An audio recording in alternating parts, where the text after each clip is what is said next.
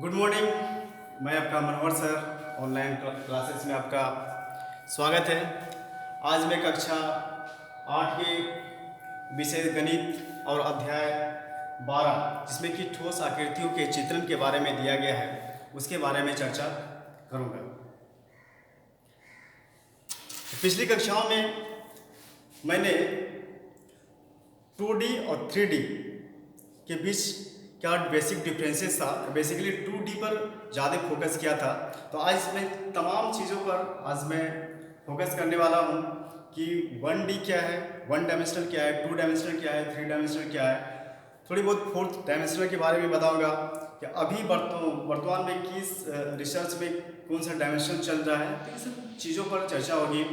और लेकिन इस टॉपिक पर इस अध्याय 12 में ठोस आकारों के चित्रण के बारे में दिया है। दैट मीन्स कि आज मैं 3 डायमेंशनल या त्रिविमीय आकृतियों या आकारों के बारे में ज़्यादा फोकस करूँगा। साथ ही साथ आज मैं आप लोग को बताऊँगा कि अगर हम 3 डायमेंशनल आकृति को किस दिशा से देखेंगे, उसका दृश्य चित्रण किस प्रकार होगा। साथ ही साथ हम बताएंगे कि चित्र और मानचित्र, आज हम लोग जानेंगे कि चित्र और मानचित्र क्या होता है। साथ ही साथ हम आज जानेंगे कि हमारे आसपास जो भी 3 डायमेंशनल या त्रिविमीय आकृतियां हैं, तो एक आकृति में कौन कौन सी आकृतियां हैं, इसको कैसे पहचानेंगे उसको भी देखेंगे। साथ ही देखेंगे कि किसी भी ठोस आकृतियों के का फलक क्या होता है, किनारा क्या होता है, शीर्ष क्या होता है, और अगर 2 मालूम है तो तीसरा हम कैसे निकालेंगे। इन तमाम चीज़ों पर हम बात करेंगे आज ठोस आकृतियों की तरफ। सबसे पहले मैं पिछली कक्षाओं के में जो चर्चा की क्या था उसका मैं दोहराव करना चाहूँगा। सबसे पहले जानिए कि 1 डायमेंशनल या एक विमीय क्या है।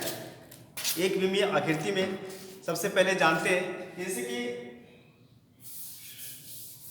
आप देखिए 2 बिंदु हम डाल दिए यहाँ पर, इसको ऐसे मिला दिए, जो यहाँ पर रेखा बना, और इसी रेखा के इर्द गिर्द मतलब कि इसी पर अगर हम आगे और पीछे जब चलते हैं, जैसे कि हम चल रहे हैं, ये आगे हो गया, और इसी लाइन पर अगर हम पीछे आ रहे हैं, तो आगे पीछे जब हम चलते हैं तो इसको हम बोलते हैं एक विमीय, 1 डायमेंशनल।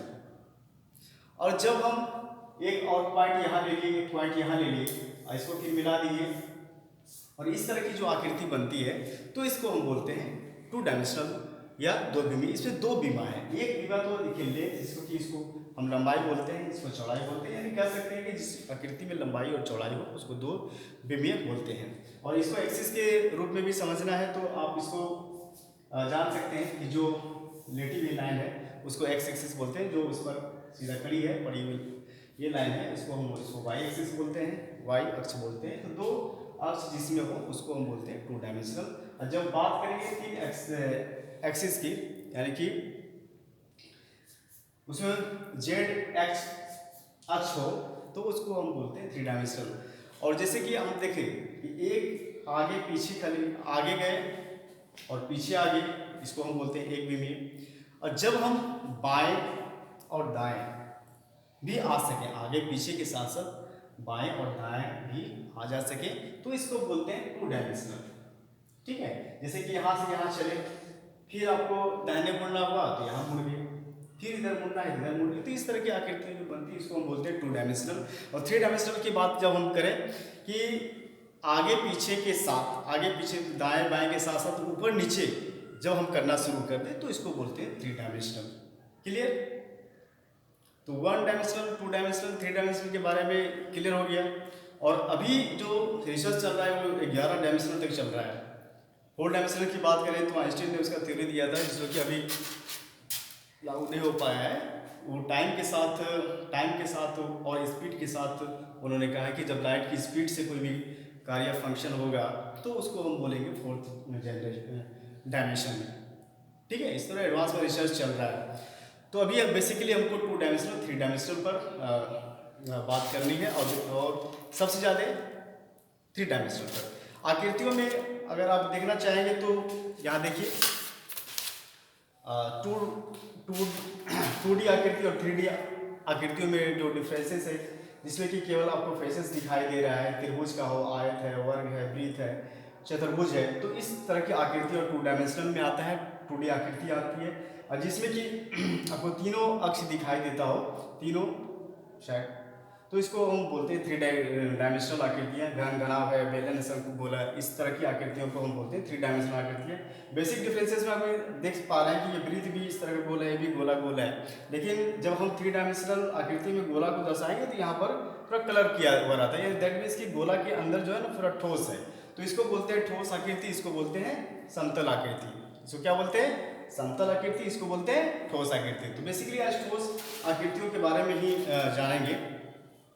और देखिए, घर के आसपास भी हमको ये सब चीज़ देखने के लिए मिलता है। घर में बोतल रहता है, पेंसिल रहता है, कटोरा के ऊपर ढक्कन ढकते हैं, उसको रखता है, दरवाजा पर इस तरह आर्च बना हुआ रहता है, ये सब देखते हैं। तो यहाँ जब बोतल की बात करेंगे तो बोतल में एक बेलन है, एक ऊपर से जो है अर्धगोला भी लगा हुआ है। शीली भी पेंसिल की बात करेंगे तो यहाँ पर सिलेंडर है, ऊपर में शंकु है। यहाँ कटोरा की बात करेंगे, ढक्कन ढका हुआ, तो ये कटोरा जो है अर्धगोला है, ऊपर से एक शंकु दिया हुआ है। तो ये दोनों चीज़ जो है 3 डायमेंशनल्स में आता है, दो फिगर इसमें है। जब बात इसमें करेंगे 2 डायमेंशनल की, एक तो आप देख पा रहे हैं कि आयताकार एक दरवाजा है, ऊपर से एक लगा हुआ अर्धवृत्ताकार डिजाइन। तो ये सब आकृतियाँ जो है का संयोजन बोलते हैं, त्रिविमीय आकृतियों का संयोजन से मिलकर बनी हुई आकृति।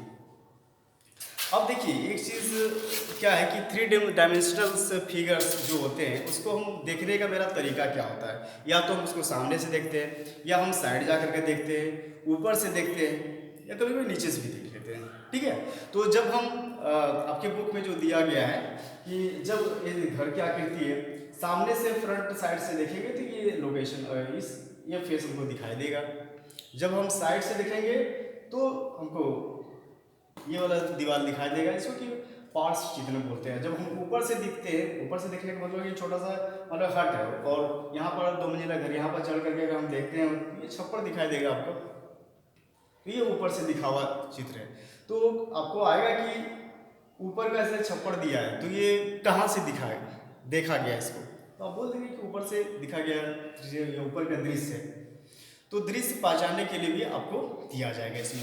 अब बात हम करेंगे चित्र और मानचित्र के बारे में। चित्र और मानचित्र क्या होता है? तो बेसिकली ये चित्र और मानचित्र क्या है कि मानचित्र में आपको मैपिंग के द्वारा, या इसमें जो मैप रहता है, इसमें एक माप रहता है, और चित्र में आपको क्या है कि हम जो देखते हैं, कोई भी फिगर को देखते हैं तो सामने वाला फेस जो होता है वो बड़ा दिखता है ना।